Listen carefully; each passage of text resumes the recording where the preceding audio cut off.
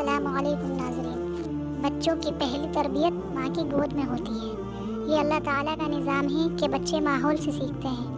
جس ماحول میں ان کی پرورش ہوتی ہے وہ ان پر از خود اثر انداز ہوتا ہے۔ سب سے پہلے اپنے بچے گھر کے ماحول میں نشو و نما پاتے ہیں، پھر آموزش میں اضافے کے لیے اسکول پہنچتے ہیں۔ ترقی و نشو و نما کی اس پوری مدت میں بچے اسکول میں کلاس روم کے علاوہ اور اپنے گرد کے ماحول، اپنے والدین، گھر کے دیگر افراد، بھائی بہن اور ساتھیوں سے بھی بہت کچھ سیکھتے ہیں۔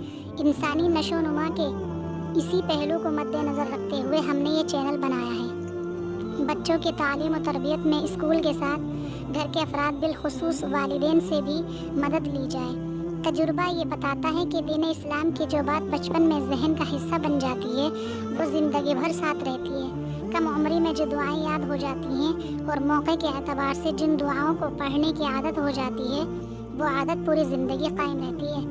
تعلیمی اور دینی چینل بنانے کا ہمارا مقصد یہی ہے کہ دین اسلام کی تعلیم اس طرح سے ہو کہ اسلامی تعلیمات بچوں کی شخصیت اور کردار کا حصہ بن جائے۔